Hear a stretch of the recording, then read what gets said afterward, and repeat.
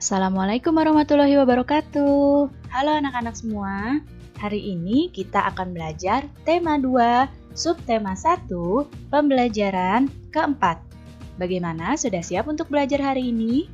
Kalau sudah siap, mari kita mulai belajarnya. Di pembelajaran yang lalu, kita sudah membahas tentang cara mendapatkan informasi dari sebuah teks. Nah, masih ingatkah kamu bagaimana cara mendapatkan informasi dari sebuah teks? Berikut cara memperoleh informasi dari teks. Yang pertama, kita membaca judul teksnya terlebih dahulu. Setelah membaca judul teksnya, kita baca isi teksnya dengan cermat. Setelah itu, kita dapat mengajukan pertanyaan untuk menggali isi teks tersebut. Mengajukan pertanyaannya bisa dengan menggunakan kata-kata tanya. Yang pertama bisa menggunakan siapa, apa, mengapa, kapan, di mana, dan berapa.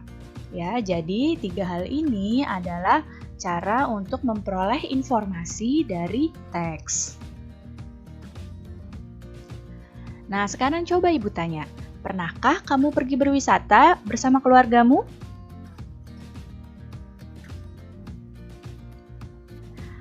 Pariwisata itu adalah suatu kegiatan ekonomi masyarakat.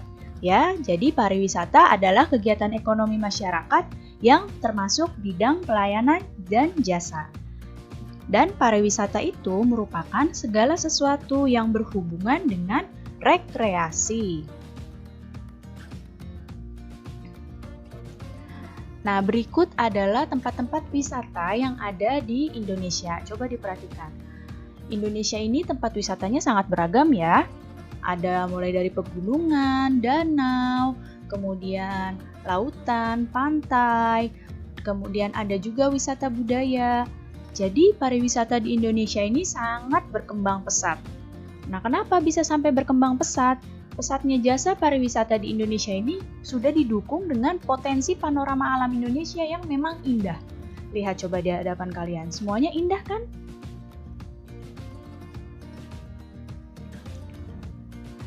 Nah, dari pariwisata tersebut ada usaha-usaha jasa di bidang pariwisata.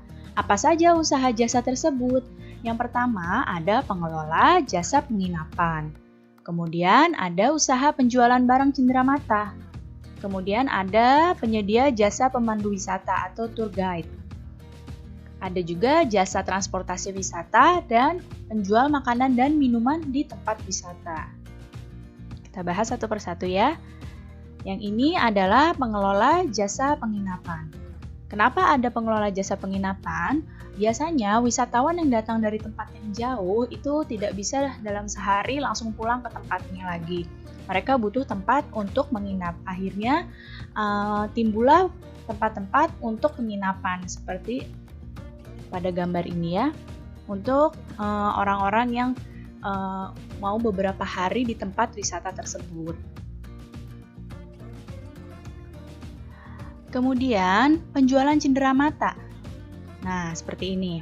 Cenderamata atau yang sering kita sebut dengan oleh-oleh.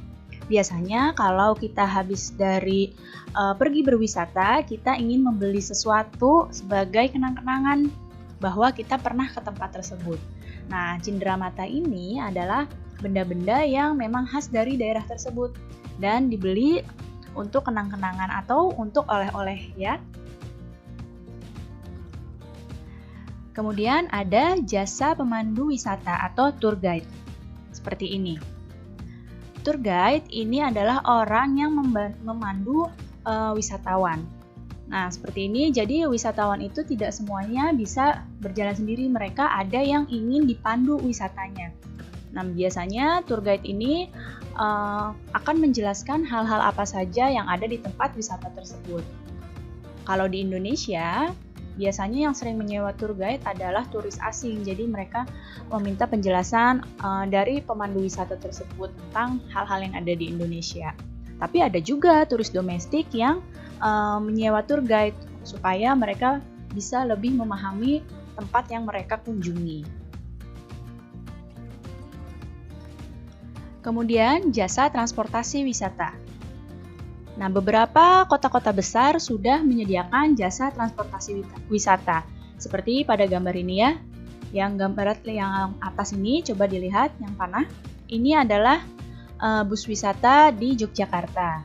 Kemudian, gambar yang kedua ini adalah bus wisata di Jakarta. Dan gambar yang ini adalah bus wisata di Bandung. Dan masih banyak lagi tempat-tempat lain yang sudah memiliki jasa transportasi wisata.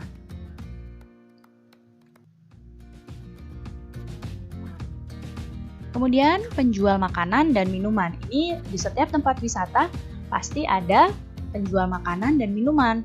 Wisatawan itu kan pasti butuh makan dan butuh minum. Nah, para penjual makanan inilah yang menyediakan makanan-makanan tersebut. Dan bahkan ada penjual-penjual makanan yang memang mereka menjual makanan dan minuman yang khas dari daerah tersebut sehingga menarik wisatawan untuk membelinya. Baik, cukup sekian ya penjelasan Ibu pada pelajaran hari ini. Mudah-mudahan kalian dapat paham dan mengerti. Terima kasih anak-anak semua. Sampai jumpa lagi. Wassalamualaikum warahmatullahi wabarakatuh.